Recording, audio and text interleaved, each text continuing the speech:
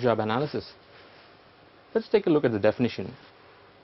Job analysis is the determination of the essential characteristics of a job to identify its component parts and the circumstances in which it is performed. It is a complete understanding of the job. Break it into components and analyzing the parts so that you have a better understanding when it comes to designing pay structures and relevant activities. What are the uses of job analysis? One obvious area of use is in recruitment and selection, wherein you know what kind of people or applicants you are trying to recruit. For appraisal process, you know what is the relative worth of that particular job in the overall context of the organization. To design your rewards and recognition programs, to develop training programs, job analysis throws out your skill gaps, your competency gaps. In that way, you can design your learning and development programs to bridge those gaps and deficiencies, to establish the rates of pay. So job analysis gives you the edge to design your grades and your jobs and to give them suitable pay structures to compete in the open market. Eliminating risks, hazards in job. When you do a thorough job analysis, you identify the risks involved in a particular job. What are the elements that can increase the performance or decrease the performance? What are the risk aspects? When it comes to compliance with labor laws, you can design measures so as to minimize any adverse impact and increase the performance levels. That can be done through job analysis.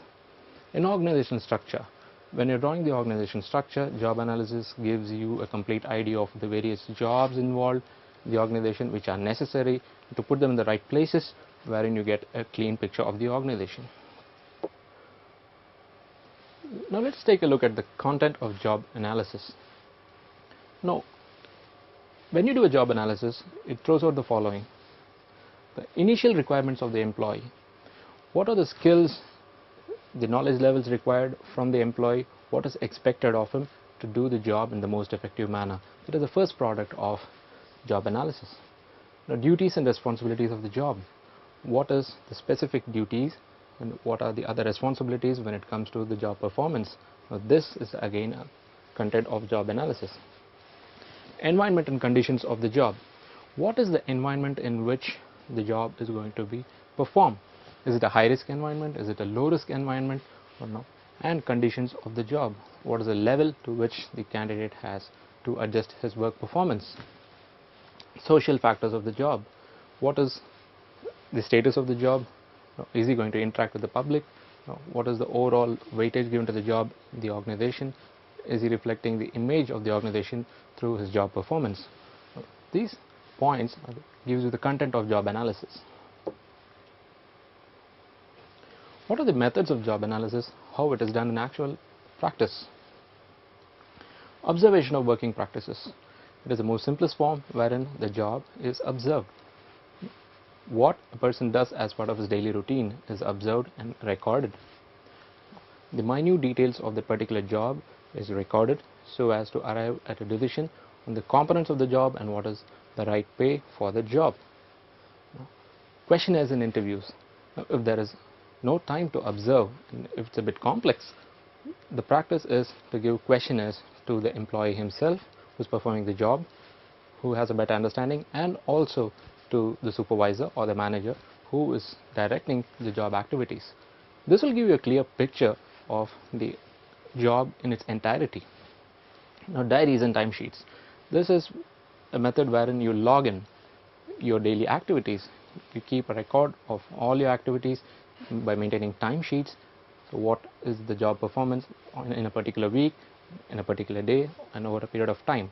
This gives you a complete picture of what are the activities that is being carried out as part of the job. Let's take a look at job description. It is one of the most important concepts when it comes to understanding HRM practices.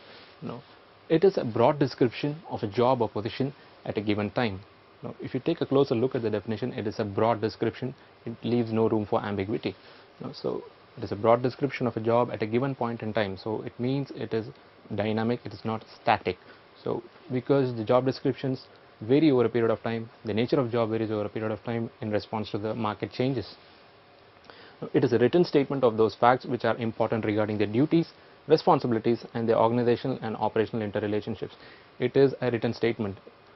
It is established in writing so that there is no misunderstanding between the various departments and its place of a particular job in the overall context of the organization. Duties, responsibilities, and the relationships. It clearly specifies the duties, the responsibilities, and the linkages with the other jobs in the organization and its overall importance in the framework of the different positions in an organization. What are the uses of job description? To decide what skills are required, to assess the abilities, to determine a fair rate of pay. Now, job description, the fundamental reason behind this exercise is to understand what skills are required and to decide whether the skills are required to complete the job in an effective way. Now, to assess the capabilities so as to utilize the maximum potential of a particular candidate. Now, to determine a fair rate of pay.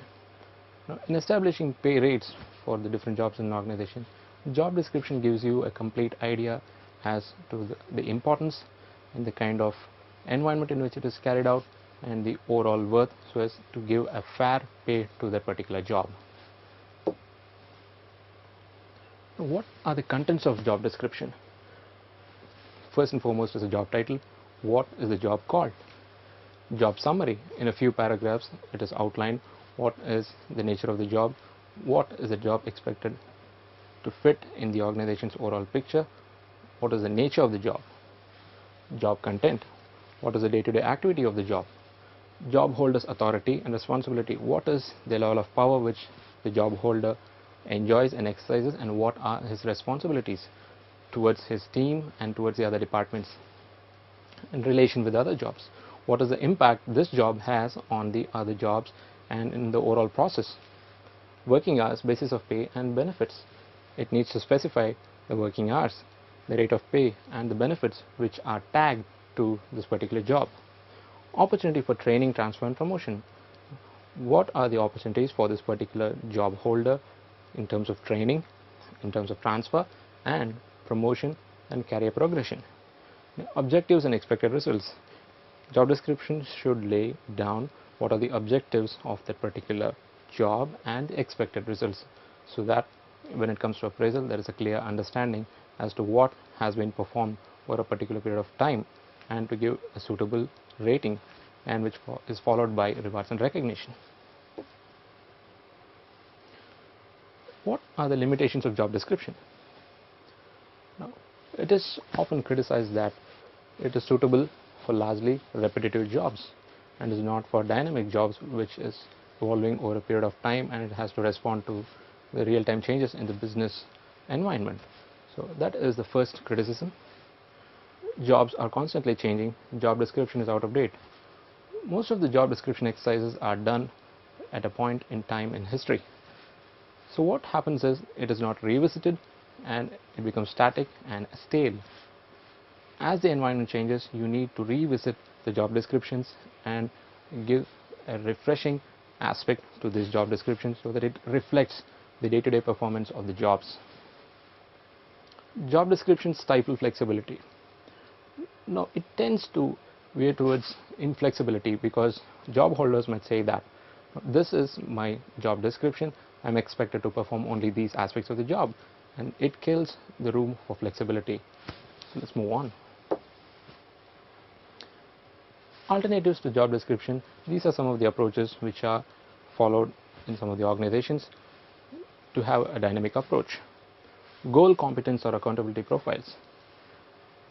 The job is taken up for consideration and the goals of this particular job in the context of the overall business goals and the objectives is analyzed and then it is described. The competencies required to perform the job is also taken into consideration, which gives a better picture when compared to your traditional job description process. Role definitions. Now, most of the organizations are adopting something called roles. Role-based organizations are different from a traditional designation-based organizations because roles are defined in depth. It gives better clarity. So it gives the overall weightage of this particular role in the context of the organization.